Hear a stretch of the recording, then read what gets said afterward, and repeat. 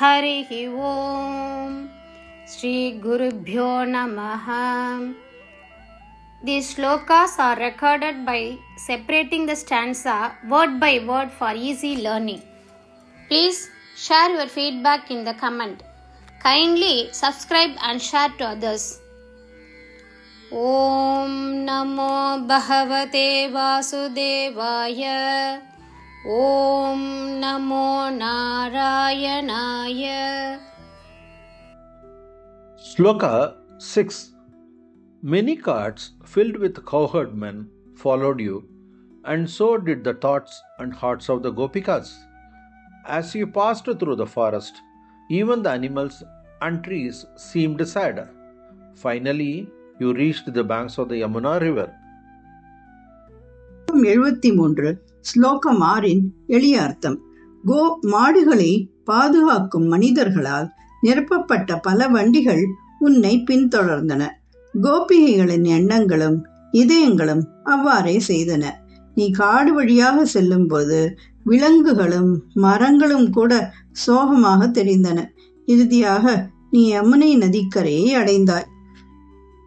ഗോപാലകരെ കൊണ്ട് നിറഞ്ഞ നിരവധി വണ്ടികൾ നിന്നെ പിന്തുടർന്നു. ഗോപികമാരുടെ ചിന്തകളും ഹൃദയങ്ങളും അങ്ങനെ തന്നെയായിരുന്നു. നീ കാട്ടിലൂടെ കടന്നു പോകുമ്പോൾ മൃഗങ്ങളും മരങ്ങളും പോലും ദുഃഖിതരായി തോന്നി. ഒടുവിൽ നീ യമുനയുടെ നദിയുടെ തീരത്തെത്തി. ശ്രീമൻ നാരായണീയം ദശകം 73 ശ്ലോക 6. അനസ ബഹുലേന വല്ലവാനാം അനസ ബഹുലേന വല്ലവാനാം അനസ ബഹുലേന വല്ലവാനാം മനസ ച അനുഗതഃ അഥ വല്ലഭാനാം മനസാ ചാനുഗതോഥ വല്ലഭാനാം മനസാ ചാനുഗതോഥ വല്ലഭാനാം മനസാ ചാനുഗതോഥ വല്ലഭാനാം അനസാ ബഹുലേന വല്ലവാനാം മനസാ ചാനുഗതോഥ വല്ലഭാനാം അനസാ ബഹുലേന വല്ലവാനാം മനസാ ചാനുഗതോഥ വല്ലഭാനാം അനസാ ബഹുലേന വല്ലവാനാം മനസാ ചാനുഗതോഥ വല്ലഭാനാം. വനം ആർത്തമൃഗം വിഷണ്ണ വൃക്ഷം വനമാർത്തമൃഗം വിഷണ്ണ വൃക്ഷം വനമാർത്തമൃഗം വിഷണ്ണ വൃക്ഷം വനമാർത്തമൃഗം വിഷണ്ണ വൃക്ഷം.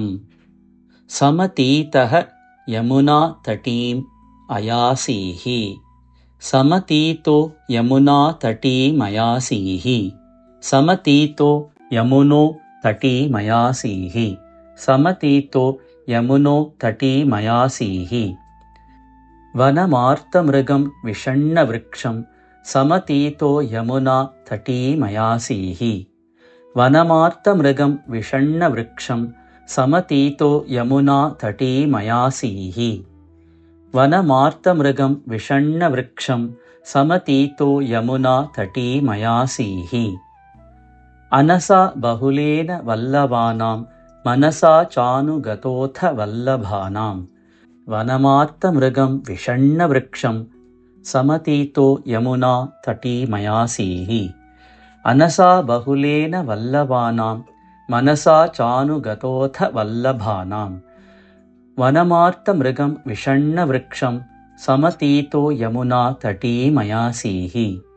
അനസാ ബഹുലേന വല്ലവാനാം മനസാ ചാനുഗതോഥ വല്ലഭാനാം വനമാർത്തമൃഗം വിഷണ്ണ വൃക്ഷം സമതീതോ യമുനാ തടീമയാസീഹി. അനസാ ബഹുലേന വല്ലവാനാം മനസാ ചാനുഗതോഥ വല്ലഭാനാം വനമാർത്തമൃഗം വിഷണ്ണ വൃക്ഷം സമതീതോ യമുനാ തടീമയാസീഹി. അനസാ ബഹുലേന വല്ലവാനാം മനസാ ചാനുഗതോഥ വല്ലഭാനാം വനമാർത്തമൃഗം വിഷണ്ണ വൃക്ഷം സമതീതോ യമുനാ തടീമയാസീഹി. അനസാ ബഹുലേന വല്ലവാനാം മനസാ ചാനുഗതോഥ വല്ലഭാനാം वनमात्तमृगं विषण्णवृक्षं समतीतो यमुनातटीमयासीः